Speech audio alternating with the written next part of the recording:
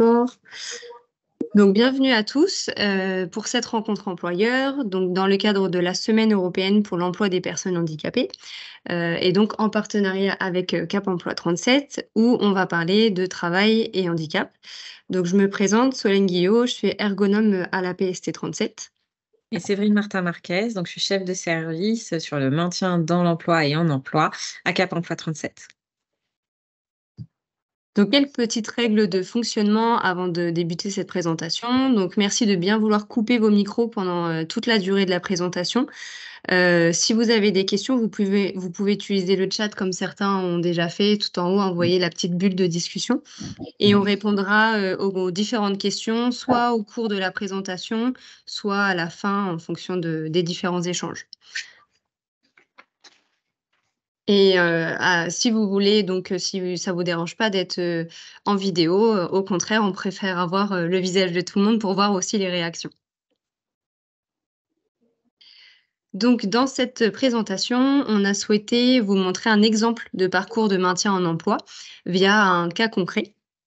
Donc, le cas concret, c'est celui-ci. Donc, nous avons notre salarié de 56 ans, magasinier au sein d'un entrepôt. Cette salariée, elle est en arrêt long, donc de plus de 30 jours, et elle a également déposé un dossier de RQTH, donc reconnaissance en qualité de travailleur handicapé, pour justement essayer de pouvoir d'être aidée, ou en tout cas de pouvoir bénéficier d'un accompagnement. Du côté de l'entreprise, elle s'interroge aussi par rapport à sa salariée qui est en arrêt long et donc elle a un certain nombre de questions par rapport, comment la réintégrer quand elle va vouloir, retourner à son poste de travail, comment adapter son poste et donc quel dispositif mettre en place et quels acteurs solliciter. Voilà pour le petit cas concret. Donc nous, aujourd'hui, on a choisi de vous montrer en fait un parcours en 3 étapes. La première étape, c'est l'orientation en service de santé au travail.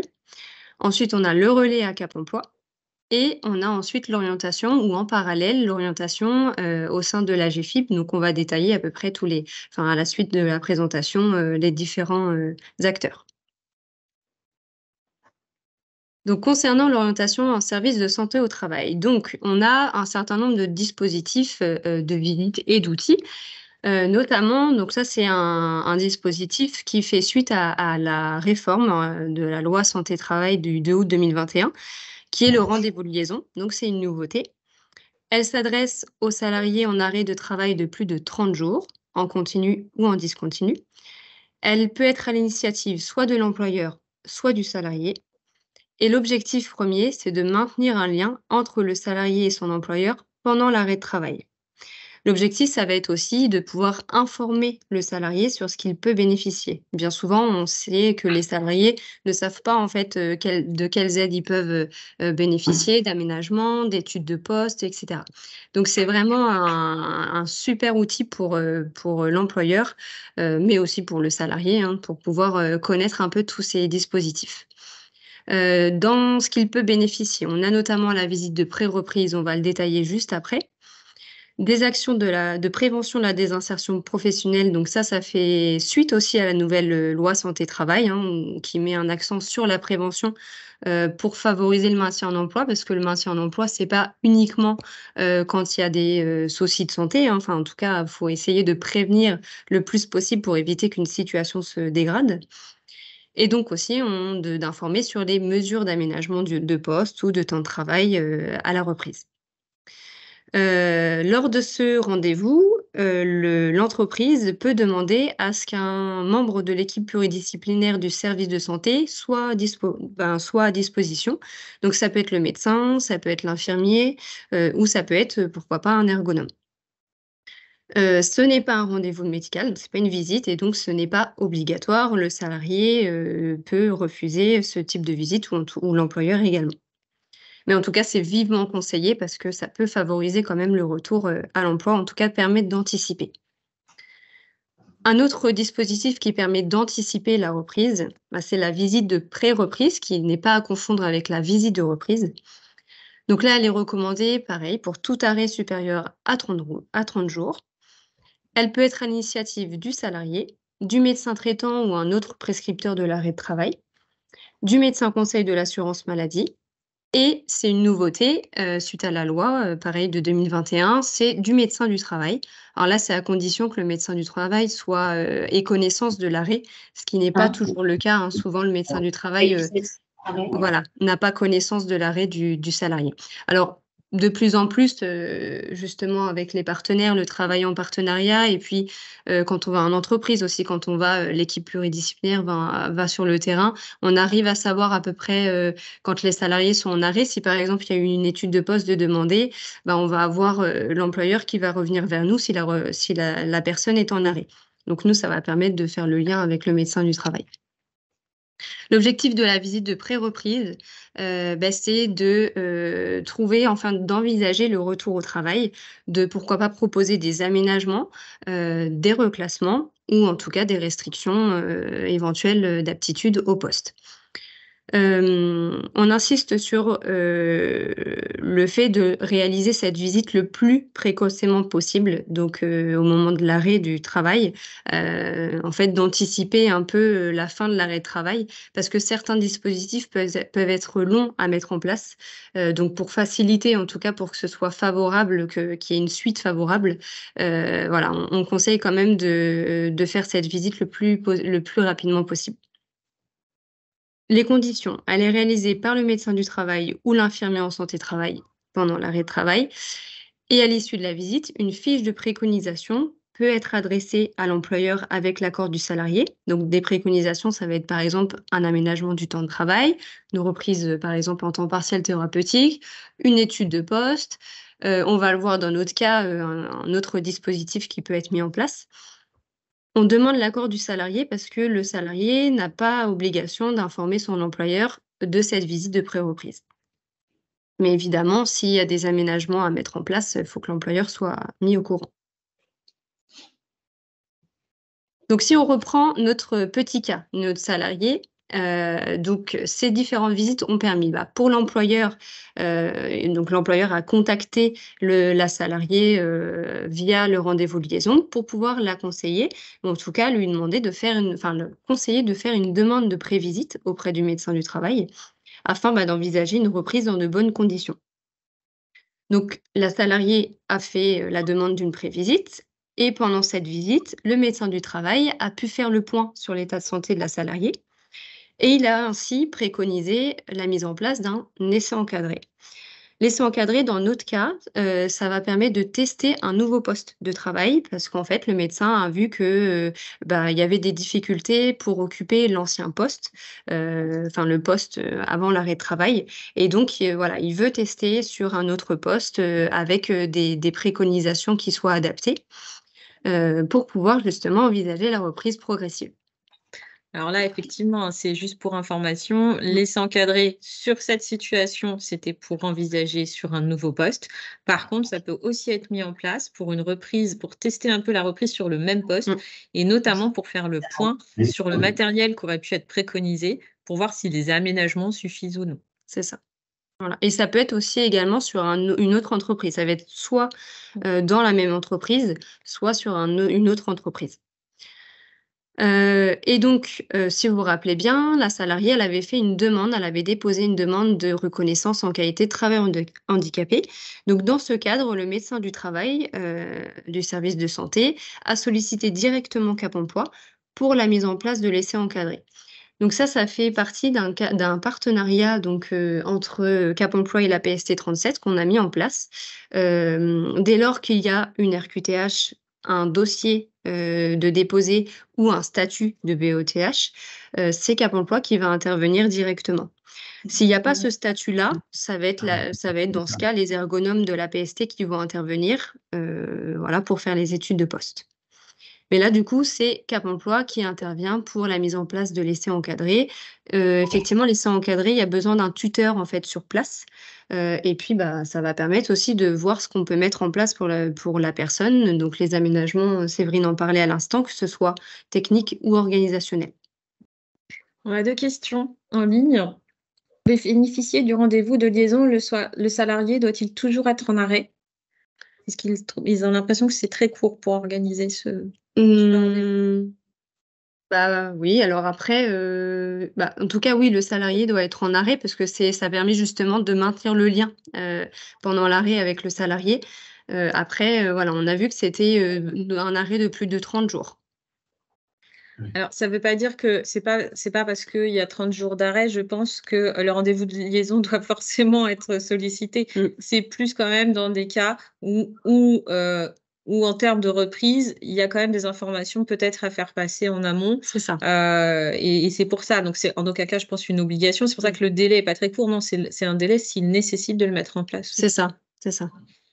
Et après, c'est en interne, c'est-à-dire qu'il me semble que, alors, peut-être que je me trompe, mais dans ce que tu disais, c'est qu'il peut y avoir quelqu'un Oui, de la PST qui soit présent, mais pas forcément. Ça peut être que en l'employeur interne, et le salarié. c'est Et ça. dans ces cas-là, effectivement, les délais sont pas courts. Ce qui est nécessaire, c'est que l'employeur sache ce à quoi il peut Oui. euh, échanger avec le salarié et donc ce qu'il peut lui proposer, en tout cas comme information à donner. C'est C'est ça. ça. Et d'ailleurs, ça peut être aussi le référent handicap, s'il y en a un dans l'entreprise en fonction de la taille de l'entreprise. Mais voilà, ça peut être aussi, mais dans ce cas, il faut aussi que le salarié soit, d'accord.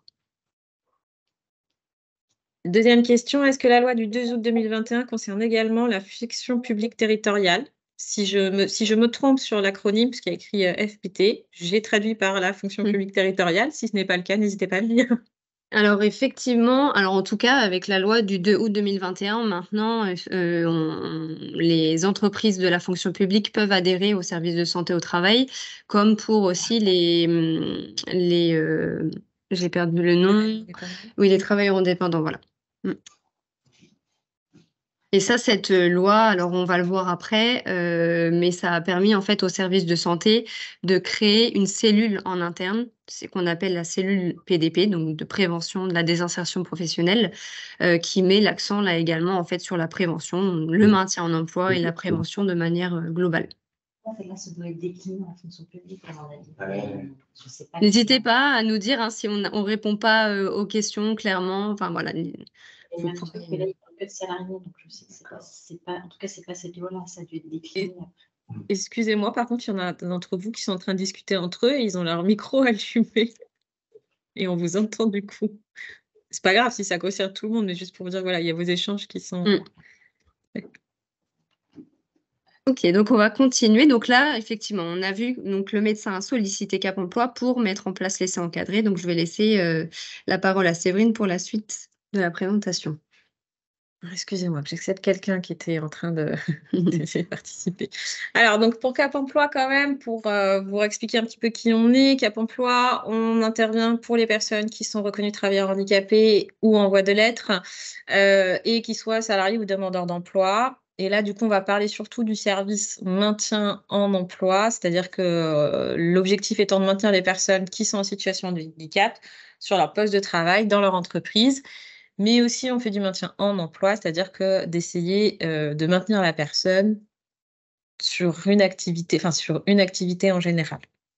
Dans ce cas-là, effectivement, on était là pour, voir pour, madame, Paula, histoire de voir, voilà, par rapport à son cas, comment on fait. On intervient donc dans les entreprises, on est là pour analyser le poste de travail, essayer de voir quels sont les aménagements qui peuvent être matériels, techniques ou organisationnels, qui peuvent être mis en place si besoin.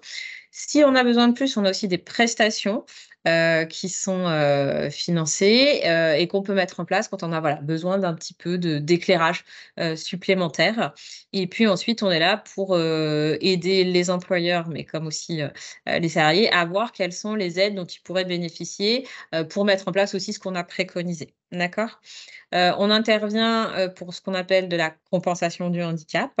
On est gratuit pour notre intervention, mais financé du coup par l'AGEFIP et le FIP. Donc l'AGEFIP, c'est pour le secteur privé, le FIP et son pendant, dans la fonction publique, où effectivement, ce sont les associations de gestion qui vont, gérer un petit peu, le fonds, qui récupèrent en gros la cotisation des entreprises qui n'ont pas atteint leur taux de 6 de travailleurs handicapés. Pour intervenir quand même, on a besoin quand même à minima de l'accord de l'employeur, de l'accord du salarié et on demandera la validation du médecin du travail pour les aménagements qu'on préconise puisque c'est lui qui est quand même garant sur tout ce qui est la santé au travail. Donc, voilà un petit peu. Juste pour dire, si l'une des 2 parties, donc c'est-à-dire l'employeur ou le salarié, au cours de notre intervention, souhaite arrêter, il est libre de le faire et on arrêtera notre intervention, car nous n'avons pas un statut ni juridique ni légal. Voilà, ça c'était pour la petite information.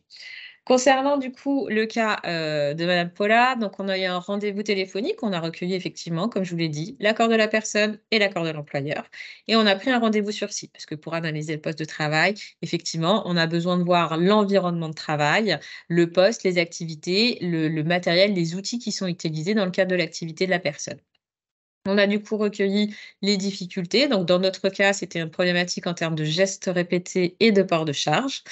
On a noté aussi une certaine appréhension de la salariée sur sa reprise, puisqu'effectivement, c'était des nouvelles tâches qui allaient être faites, potentiellement un peu une nouvelle équipe aussi du coup, puisque, voilà, ça faisait appel à d'autres activités et on a échangé aussi avec l'employeur sur, la réorganisation des tâches pour respecter les restrictions. Puisqu'effectivement, avec les restrictions, elle ne pouvait plus, continuer son activité et du coup, c'est là où il fallait réorganiser les tâches et l'employeur, voilà, avait une idée et on a été là pour l'appuyer aussi, pour dire: «Bah, voilà, comment ça pourrait au mieux se faire» et être sûr que ça convienne et que ça respecte bien les restrictions qui avaient été émises d'ailleurs par le médecin du travail.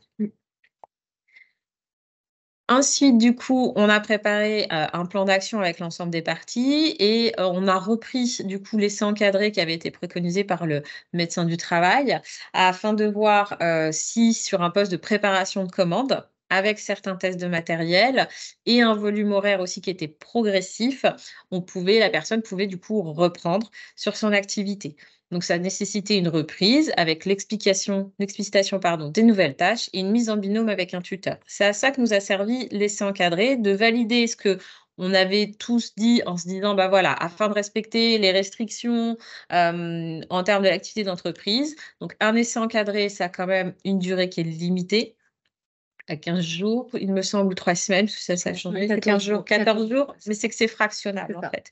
C'est fractionnable et c'est 4 jours pleins. Donc ça veut dire que des fois, on peut, se dire la reprise progressive, volume horaire progressif, c'est que des fois, la personne peut reprendre, bah, peut-être dans un premier temps, 2 heures dans la journée. Le lendemain, elle va peut-être venir 4 heures, pendant 2-3 jours. On voit comment ça se passe. Parfois, on peut aussi faire le lundi, elle revient 4 heures. Le mardi, on se repose un peu pour voir et on réessaye le mercredi. Et puis la semaine d'après, on fait 2 jours à la suite, la fois d'après, pour voir si ça passe. C'est vraiment en fonction, on essaye de trouver une formulation qui soit adaptée à la personne et qu'on la mette pas en difficulté. D'accord? On a du coup, pendant cette période, fait tester du matériel, donc un chariot à fond constant, une table élévatrice et un fauteuil ergonomique assis debout. Alors les chariots à fond constant, c'est des chariots qui en fait, le fond va s'élever en fonction du poids, de ce qu'on met dessus, afin que ça soit toujours à niveau.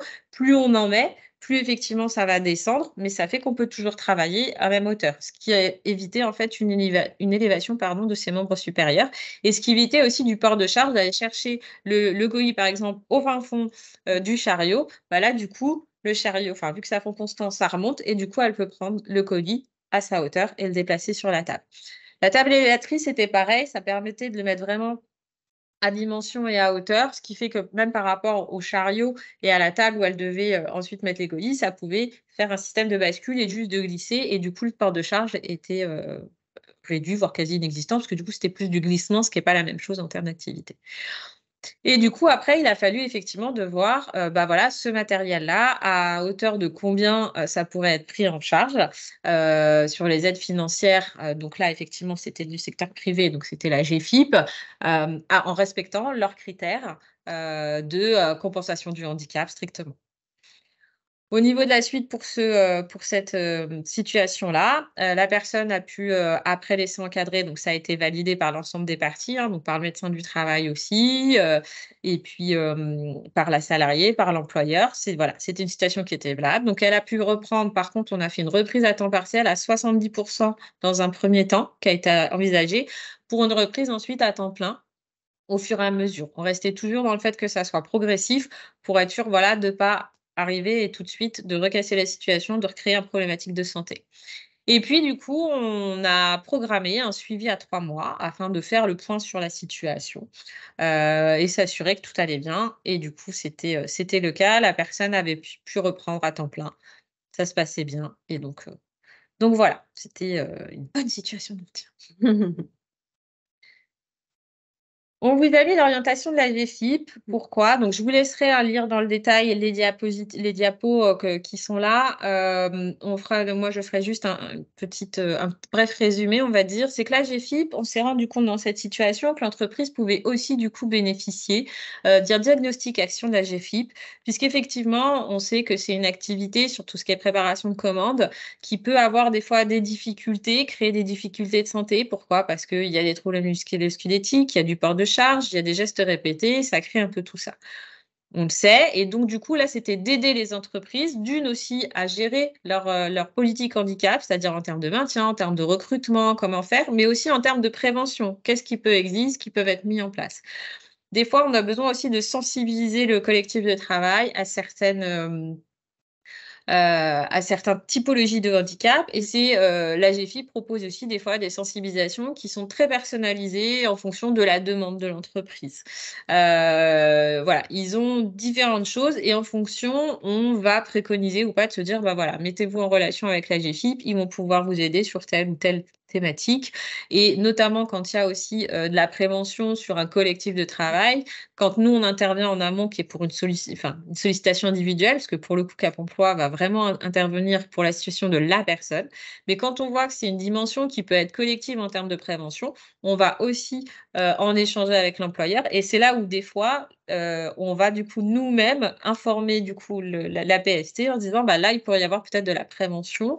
Donc, on va informer le médecin du travail de la prévention collective sur des dimensions plus collectives. Et du coup, le médecin du travail va mettre en place des études ergonomiques un peu plus sur de la prévention et plus collective. C'est ça. Donc voilà, en fait, on fait le relais et du coup, on est là pour conseiller quand vous avez ou pas besoin aussi des dispositifs de la GFIP. Je crois qu'il reste une autre diapo, mais c'est sur la GFIP Ça aussi. explique, voilà. Ça explique un petit peu ce que c'est, ce qu'ils font. On avait fait voilà, un petit peu plus, on vous a mis une diapo de ce qui pouvait ressortir en fait sur des constats d'un diagnostic action proposé par la GFIP, de l'objectif, c'est vraiment d'identifier par exemple les freins et les leviers qui sont présents dans une entreprise pour développer une politique handicap qui soit vraiment adaptée à l'entreprise dans laquelle on est, parce que des plans d'action pour avoir une politique handicap très généraliste, on en trouve partout, mais en fonction de la taille de l'entreprise, du nombre de salariés, du secteur d'activité, effectivement, c'est pas des choses qui sont adaptées. Alors que là, c'est vraiment des diagnostics qui sont toujours gratuits puisque c'est financé par la GFIP, voilà, qui peuvent vous proposer ça. Et voilà, avec un plan d'action qu'on construit, voilà ce qu'ils peuvent mettre en place. Voilà, c'était pour que vous ayez un petit peu une idée de ce qui se mettait. Alors, je vais regarder s'il y a des questions en même temps.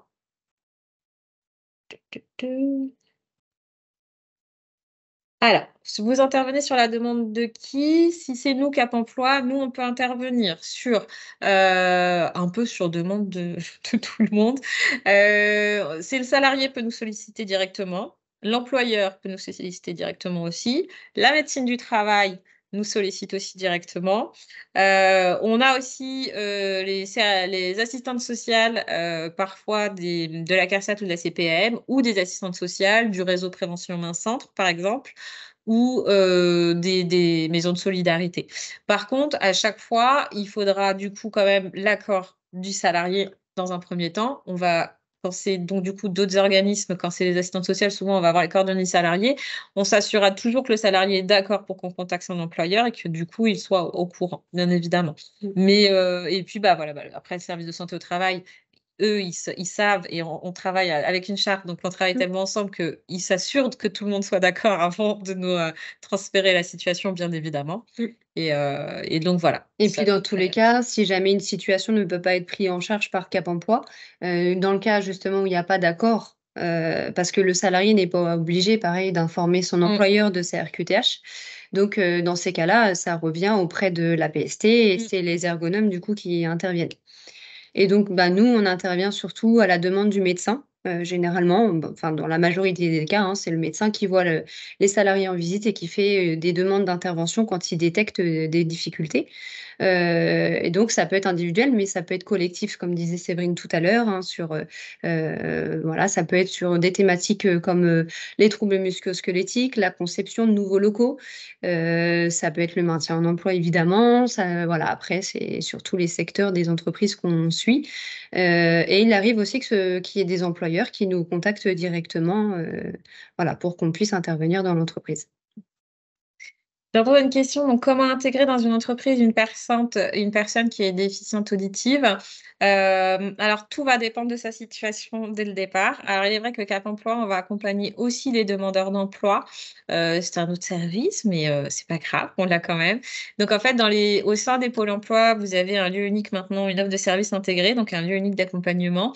Si ça devient effectivement problématique, qu'il a un besoin de compensation, ce qui est effectivement souvent le cas pour les personnes déficientes auditives, il peut être accompagné, il faut qu'il en fasse part à son conseiller Pôle emploi et être accompagné du coup, par quelqu'un de Cap emploi, un autre chargé de mission, pour voir et il mettra en place en fait ce qu'on appelle à l'heure actuelle des PS, donc pour voir comment on peut, intégrer, et alors c'est là où par contre ça demande un peu plus de détails, parce qu'il faut savoir si, la personne est en capacité de signer, de lire ou pas, et on adaptera en fonction, ce qui est, possible pour la personne déficiente auditive, ce qui est, voilà, adapté à son cas en tout cas. Ça permettra, voilà, de faire des rendez-vous en employeur et ensuite on institue ce genre d'éléments, sur l'année en se disant: «Bah, voilà, combien, de rendez-vous il faudrait pour que, ça soit quelque chose, de pérenne». Quand la personne est déjà en emploi, ça va faire appel au service maintien toujours, et nous aussi on va évaluer justement ces, ce temps-là de qu'est-ce qu'il faut mettre, combien il faudrait par exemple par an, instituer des points, et on peut être sollicité aussi quand il y a des urgences, c'est-à-dire que pour une raison ou pour une autre, la situation s'est dégradée et ça crée un petit peu du conflit entre l'employeur et la personne déficiente auditive, ce qui est difficile, lié au problème de communication, et dans ces cas-là, on peut aussi réintervenir pour voir ce qu'il faut mettre en place, en tout cas. Et souvent, on va aussi pouvoir préconiser, des sensibilisations, sur la thématique auditive, parce qu'effectivement, c'est d'ailleurs, ce qu'on propose, nous, dans notre journée, là, du jeudi 23. Donc jeudi prochain, on a proposé aux employeurs des sensibilisations par, la réalité virtuelle, et il y a une problématique de déficience auditive dans cette simulation pour sensibiliser à, les incidences, en fait, que les gens se rendent pas compte que, quand on appelle une personne qui est déficiente auditive et qui nous répond pas, parfois, c'est qu'en fait, elle ne nous entend pas, et nous, par, habitude, on va se dire: «Bah, pourquoi il me répond pas, il est pas très sympa», voilà, des choses comme ça, que des fois s'il vient pas avec nous, pareil, faire au petit coin café, c'est que pour lui, ça a trop de bruit parfois et qu'il peut pas suivre l'ensemble des conversations, et en réunion aussi, voilà. Là, voilà, c'est plein de petites choses que je vous dis, mais qu'on a déjà vues, mais ce genre de sensibilisation-là, de comprendre, vraiment comment on, on peut, avoir, ces situations-là et ces incompréhensions, c'est souvent très utile dans Mmh. une entreprise. Mmh. C'est vrai que le handicap, invisible, en fait, on le rencontre dans plein de Mmh. situations parce que, une problématique de santé, hein, ça peut vite en fait, ça se voit pas forcément, sur la personne. Ça peut avoir des incidences dans le travail. Souvent, on se rend compte, hein, que les personnes, quand il y a des restrictions, quand, il y a des arrêts, ça peut créer des incompréhensions, des tensions au sein du collectif, parce que, la charge de travail, elle va se reporter, ou quand la personne va revenir mais qu'elle ne travaille pas à temps plein, pareil, ça va poser un certain nombre de questions, de tensions, et c'est toujours on en revient toujours au même, c'est parce qu'en fait, il y a pas de compréhension, en fait, et on sait pas pourquoi la personne, après on ne cherche pas Mmh. à savoir ce que la personne elle a, mais en tout cas de comprendre les difficultés et de pouvoir derrière adapter, mettre en place, effectivement sensibiliser le collectif, ça peut être, très bien pour, voilà, encore une fois, se mettre à la place, de la personne qui est en face et apaiser un peu les tensions qui pourraient exister. Mmh. Donc si on revient sur notre petit parcours, de maintien en emploi, donc, on a fait un petit bilan donc, de notre salarié, donc, en différentes étapes. Donc elle a vu, effectivement le service de santé au travail, donc, via, son employeur qui lui a conseillé donc lors du rendez-vous de liaison, une visite de pré-reprise. Donc elle a fait sa visite de pré-reprise avec le médecin. Le médecin donc a préconisé, on l'a vu, l'essai encadré via Cap emploi. Donc Cap emploi a analysé la situation de travail et a émis un plan d'action donc avec des pistes, de solutions pour aménager le poste, que ce soit technique, on l'a vu avec du matériel, mais aussi organisationnel.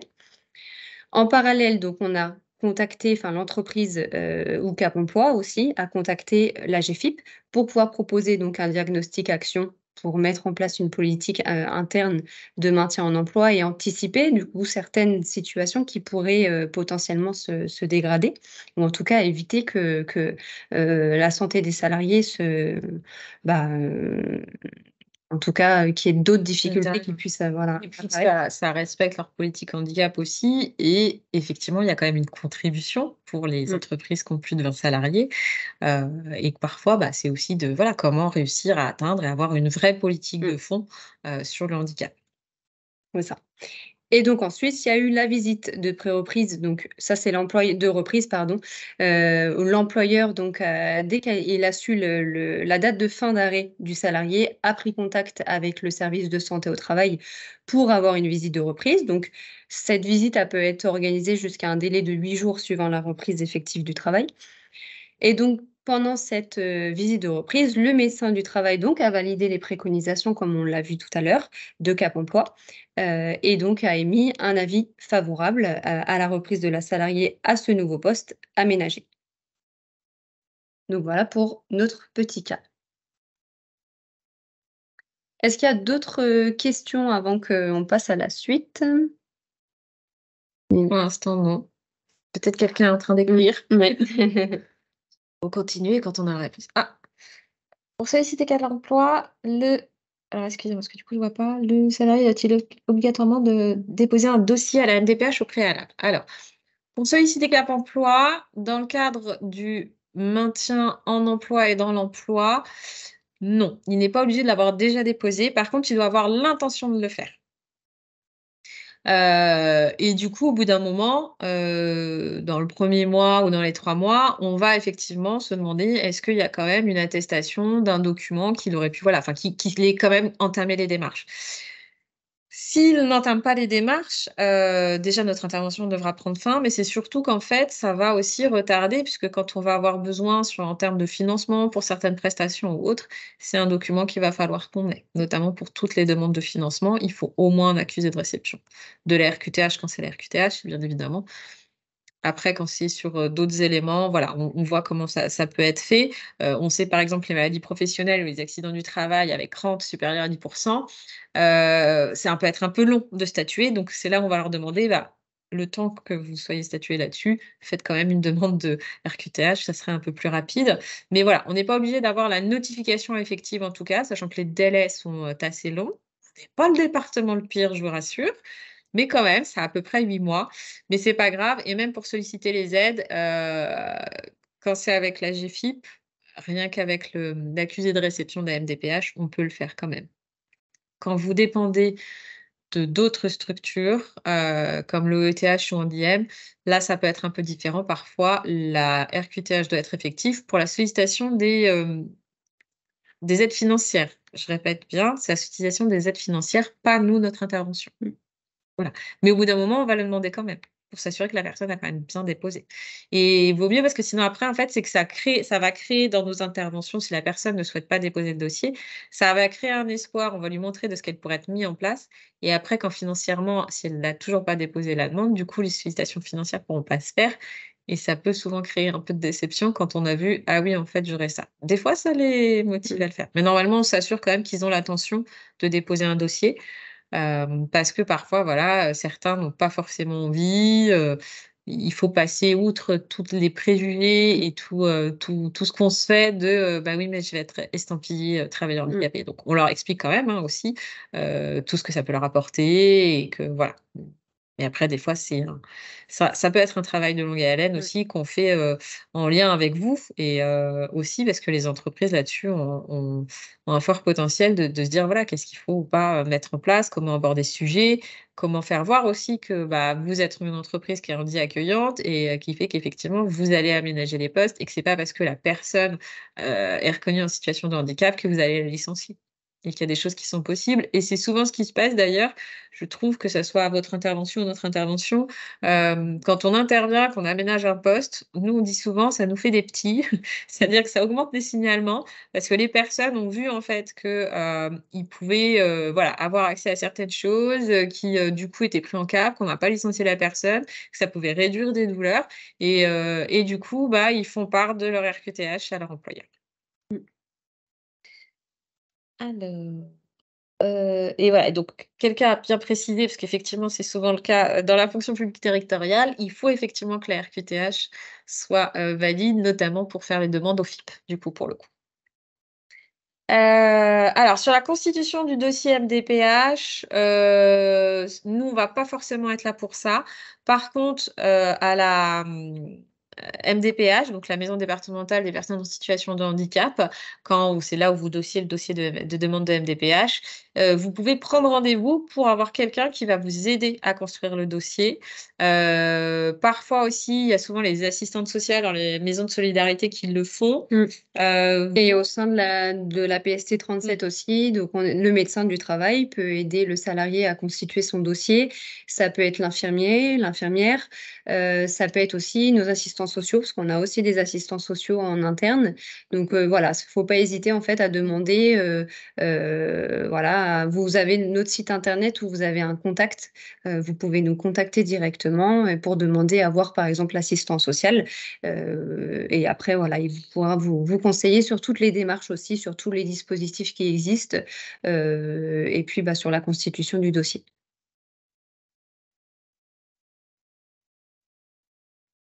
Donc pour la suite, donc là, on vous a mis quelques diaporamas pour parler de manière générale en fait du maintien en emploi, parce qu'on a pu le voir dans cette présentation tout au long. Hein.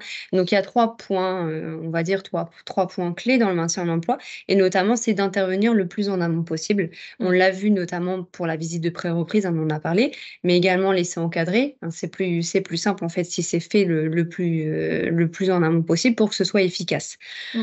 Ce qui est important, c'est qu'il faut savoir que plus on laisse l'état de santé, la douleur, la difficulté, plus ça peut avoir des conséquences négatives, que ce soit pour la personne, mais même pour l'entreprise. C'est-à-dire qu'au bout d'un moment, la personne peut aussi revenir, ça convient pas. Enfin, on sait bien ce que c'est, hein, de devoir aussi recruter, de devoir remplacer ou pas, et comment ça se passe. Pour les problématiques de santé, plus ça s'installe, moins ça s'améliore généralement, et du coup ça peut être plus compliqué. Et moi je sais qu'il y a des situations de maintien, des choses qui auraient pu être faites en amont et être réfléchies, qui malheureusement n'ont pu être faites, et on jette la pierre à personne, hein, parce que c'est des fois aussi la personne, c'est difficile l'acceptation de son handicap.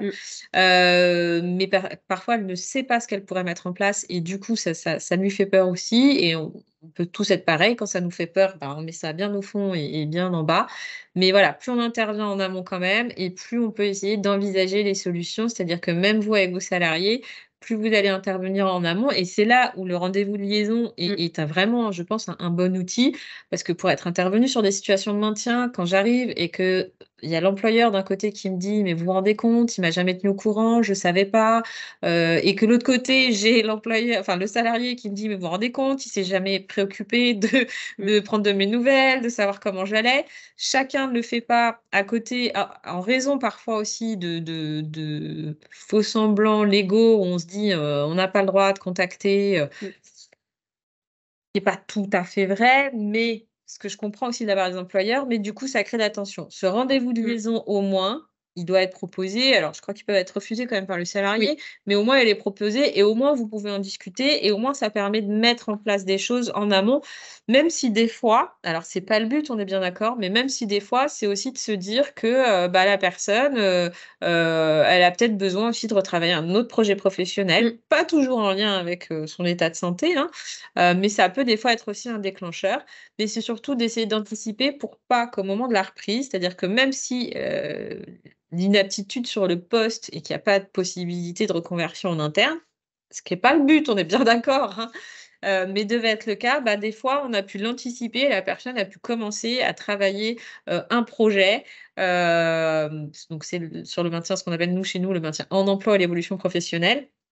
Où du coup, on va aussi accompagner la personne pour travailler un petit peu son projet, et de commencer à mettre des choses en place en tant que salarié, même si elle en aurait, et pour voir comment ça peut se faire. Ou au moins, quand au moment où il y aura l'inaptitude qui sera prononcée, elle saura un petit peu comment s'orienter, vers qui aller, et qu'elle a son projet professionnel. C'est pas le but, mais il y a parfois des fois où, on sait que ça risque d'être comme ça, de se finir comme ça, et c'est là où c'est vraiment important d'intervenir le plus C'est tôt ça. possible. Donc tout comme la visite de pré-reprise, hein. parce que C'est ça c'est pareil, aussi, ouais. c'est Ouais, ouais. d'anticiper en fait, la future reprise et donc de pouvoir voir les difficultés potentielles, que la personne elle pourrait avoir à reprendre son poste. Parce qu'on l'a vu, hein, ça peut être sur un autre poste ou ça peut être dans une autre entreprise aussi, un autre projet professionnel. Donc voilà, ça c'est un très bon outil aussi la visite de Mmh. pré-reprise, donc faut pas hésiter en fait à en parler, aux salariés, et c'est notamment lors de ce rendez-vous liaison où on peut aborder tous ces dispositifs qui Mmh. existent. Et puis même pour vous, les employeurs, c'est vrai que c'est bien quand vous savez qu'il y aura peut-être des difficultés de réintégrer la personne, Mmh. de faire le point sur, vous, en termes de gestion prévisionnelle des emplois des compétences, ce qu'on appelle vulgairement la GPEC. Mmh. Vous en êtes où? Comment voir? C'est difficile des fois de se dire: «Bah, comment je pourrais réintégrer? Comment je pourrais, peut-être, réorganiser l'activité et le travail pour pouvoir, la personne puisse revenir en poste?» Parce que les gens, souvent, en entreprise, ils nous disent: «Bah, non, j'ai pas de poste qui est disponible, c'est pas possible».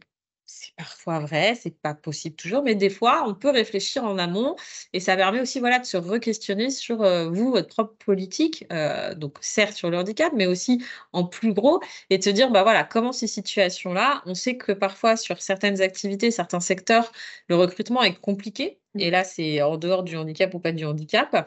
Bah, ça peut aussi être ça, de se dire: «Bah, voilà, il faut peut-être que je repense mon activité différemment, pour voir ce qu'il est possible ou pas de mettre en place, qui pourrait permettre, voilà, de plus facilement, recruter et intégrer des personnes». Donc voilà, des fois, ça peut être aussi un bon axe de réflexion Mmh. quand on intervient, même pour vous, dans vos problématiques RH. Ça peut aussi être, une solution, en tout cas des pistes. Mmh. Et donc toujours dans le même, le deuxième point clé, c'est, d'intervenir en fait le maintien en emploi est plus général. C'est pas uniquement, les difficultés et les restrictions parce que souvent on pense aux restrictions Mmh. quand on pense, maintien en emploi ou dans l'emploi, et en fait c'est à tout moment du parcours professionnel, donc à partir du moment où on a un emploi. Par exemple, ça peut être, des petits arrêts des arrêts courts qui se succèdent ou déjà un premier arrêt, c'est déjà un premier signe auxquels il faut prêter attention, et d'où l'intérêt de pouvoir, discuter, avec le salarié, encore une fois, sans forcément aborder, s'il y a une pathologie, une maladie, mais en tout cas les difficultés au poste, pour pouvoir anticiper et éviter que la situation se dégrade. Et pour ça aussi, le troisième point clé, c'est de solliciter les acteurs du maintien parce qu'on l'a évoqué aussi pendant la présentation, on travaille en partenariat. Donc quoi qu'il arrive, c'est, de garder en tête que même si vous frappez pas à la bonne porte, on pourra vous réorienter vers le bon interlocuteur en fonction de vos besoins. Frapper à la porte. Le reste, on s'en Voilà, occupe, c'est on s'en ça. débrouille. Hop. Donc là, on vous a mis, des exemples en fait de dispositifs qui existent, enfin, en tout cas, un gros panel de dispositifs qu'il est possible de mettre en place. Donc il y a 2 temps, enfin il y a un premier pavé sur l'adaptation de la situation de travail, donc l'aménagement du poste, hein, de manière plus globale et en dessous, vous avez tout ce qui est lié à l'évolution ou la transition professionnelle.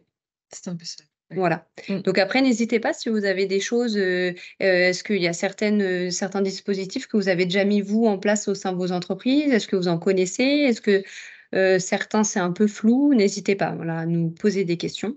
Mmh. Juste pour différencier un petit peu, vous allez voir que 2 fois, il y a écrit études ergonomiques, hein, Mmh. parce Oui, qu'il y a les études ergonomiques qui sont faites par les ergonomes, notamment des services de c'est santé ça. au travail ou autres, des fois par des cabinets extérieurs, Oui. ça voilà, peu importe et on a ce qu'on appelle l'étude ergonomique, ce qu'on a appelé l'ex-EPAST pour ceux qui connaissent, donc c'était, les études préalables à l'aménagement et l'adaptation des situations de travail. Là, c'est pour le coup une prestation qui est financée par l'AGEFIP donc et le FIP, donc nos financeurs, qu'on mettra du coup, nous en place si besoin et donc c'est pour les personnes en situation de handicap. Bon, malheureusement maintenant elle porte le même nom, mais c'est pour ça qu'il y a écrit 2 fois. Mmh. C'est vraiment que voilà et on vous a mis aussi des dispositifs qui sont très liés, sur le handicap et en fonction de la situation de l'entreprise, on peut avoir les 2. L'un n'empêche pas l'autre. Mmh. Et dans des fois, on peut intervenir sur une étude ergonomique plus collective et en même temps l'associer avec l'étude ergonomique qui est plus liée à la personne, à son activité. Mmh. Est-ce que vous avez des questions? Ah, j'ai entendu un bruit, j'ai cru qu'il y avait une question, mais je l'ai Non. pas. Ah, il y a une question en Ah, cours. quelqu'un est en train d'écrire. Qu'est-ce qu'on peut vous dire sinon? Donc les PS aussi sont les outils qu'on peut, avoir pour déterminer en fonction de certains types de handicap, voilà, avoir un éclairage particulier. Et donc la question, c'est quoi le parcours inclus pro formation? Le parcours inclus pro formation, donc c'est à destination des salariés ou des demandeurs d'emploi, mais là, je vous en dirai moins parce que c'est d'autres choses et c'est pas mon service, donc je connais un peu moins.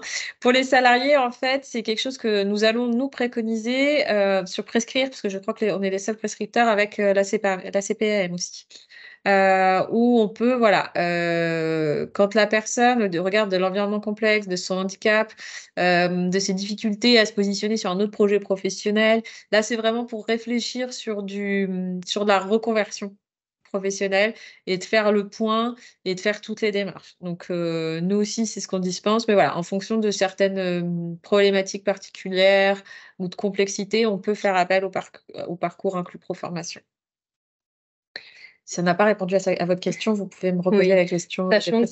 Sachant qu'après, vous avez la source, le guide du maintien en emploi que vous pouvez retrouver sur internet, qui détaille en fait l'ensemble de ces dispositifs, si vous voulez en savoir un peu plus. Alors, sauf le parcours, inclus pro formation malheureusement, Qui est pas, qui fait pas partie parce qu'en fait, ça date de 2022 et inclus pro formation, date de 2023. Donc, on D'accord. l'a rajouté, je l'ai rajouté là. C'est Ah, ce qu'on d'accord. appelait avant, alors c'était différent, mais c'est ce qui a remplacé, je ne sais pas si vous connaissez ce qu'on appelait les PSOP, qui était pareil, un parcours pour, son orientation professionnelle. Donc voilà, mais c'est un dispositif qui est, AGEFIP, qui est lié à l'AGEFIP, principalement, enfin en tout cas c'est vraiment une prestation qui est faite par nos financeurs, l'AGEFIP et le FIP. Donc, c'est pour ça que ça peut être que, nous et la CPM qui pourront le solliciter, et Pôle emploi quand c'est demandeur d'emploi, mais là pour les salariés, c'est nous 2. Voilà, généralement c'est nous qui le prescrivons, donc, c'est les gens qu'on va apporter. Alors pour retrouver le guide, c'est sur le site, du PRIT ou de la DRET, même Oui, la DET. ou juste en copiant de toute façon Ouais. cette guide du maintien en emploi 2022, vous allez sur internet, vous allez normalement tomber dessus et c'est en PDF.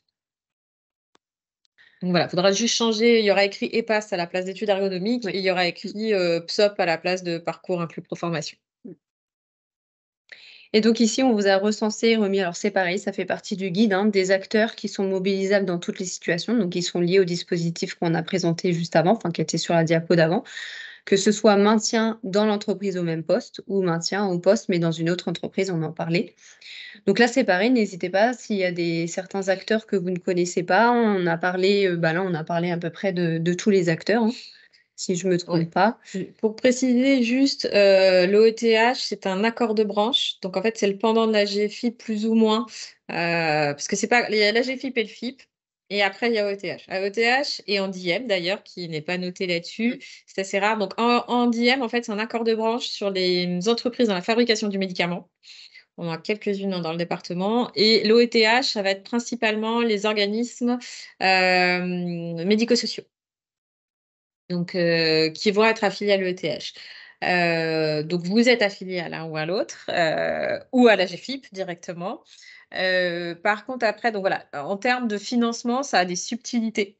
En termes de prestations que vous pouvez solliciter, ça a d'autres subtilités. Généralement, nous, on est là pour vous aider là-dessus, savoir de qui vous dépendez. Alors ça, on va vous poser la question, on va vous expliquer quand vous ne savez pas où demander. En tout cas, où savoir et voilà, on voit avec vous et les financements sont différents. C'est tout. Après, voilà, il y a certaines choses qui sont différentes, mais nous, on est là pour savoir les différences et on vous aide justement à savoir, comment faire. Si là, c'est pas possible, bah, faut passer par là. Par exemple, les études ergonomiques ne sont pas, possibles pour le OETH puisque le OETH va financer leurs propres études ergonomiques. Nous, des fois, on va dire, bah, voilà, soit l'entreprise peut choisir son prestataire pour faire l'étude ergonomique, en tout cas faire le devis avant de faire la demande. On propose ceux qui a les études ergonomiques, qui ont le marché de la GFIP, libre à l'employeur de prendre le devis qu'il souhaite ou de faire lui-même ses propres recherches et après voilà, on l'aide en lui disant, bah, voilà, où déposer votre demande d'étude ergonomique à l'OETH qui est un organisme. Et on vous a remis aussi la cellule PDP, donc de l'APST 37, comme je l'ai dit tout à l'heure, c'est une obligation depuis la loi du 2 août 2021 d'avoir une cellule en interne dans chaque service de santé au travail pour renforcer la prévention, enfin éviter en tout cas toute rupture professionnelle. Donc ça passe par des actions. Donc il y a un certain nombre de professionnels, c'est une équipe pluridisciplinaire aussi au sein de cette cellule, donc médecins du travail, infirmiers, assistants sociaux, psychologues du travail, ergonomes, les secrétaires médicales également. Et donc on travaille sur des dossiers, donc soit voilà, des dossiers qui posent difficulté, mais ça peut être voilà, de manière un peu plus générale. Et souvent on propose, c'est pour ça qu'on parlait de partenariat, c'est-à-dire qu'on transmet à nos partenaires ou en tout cas aux différents acteurs qu'on peut voir ici pour pouvoir voilà, permettre à la personne d'être maintenue en poste et éviter cette rupture. Donc, vous retrouvez le contact en bas ici, contact pdp@apst37.fr, parce que vous pouvez aussi nous solliciter directement si vous avez des difficultés sur une situation. Et qu'est-ce qu'il y a d'autres questions? Ah bah ça va être un petit peu tard pour quelqu'un. Si vous avez une dernière petite question, il nous reste 3 minutes. Hop. Vu les 3 minutes qui restent, vous pouvez remettre votre micro Oui. et la dire à l'oral au lieu de taper si c'est plus long. Personne? Bon, en tout cas, on espère que c'est assez clair pour vous. Si malgré tout, vous avez d'autres questions, d'autres choses qui vous viennent après coup, des situations où vous aimeriez échanger, vous n'hésitez pas, vous pouvez nous contacter. Donc, c'est vrai que par contre, on rajoutera nos coordonnées dans sur l'envoi du support. Du coup, le support a été enregistré, donc on va pouvoir le renvoyer. On mettra effectivement les coordonnées, nos 2 coordonnées pour que vous puissiez nous recontacter si besoin. Donc voilà, donc n'hésitez pas si vous avez des questions, on sera là pour répondre. Je pense que c'est bon. Bonne journée à vous, bon courage. Je vois des merci. C'est gentil, ça fait toujours plaisir. Non, j'ai pas de questions particulières. On a que des merci qui font toujours plaisir. Donc merci à vous en tout cas d'avoir participé, de vous être connectés, en espérant vous avoir informé. Merci beaucoup à tout le monde. Au revoir. Au revoir.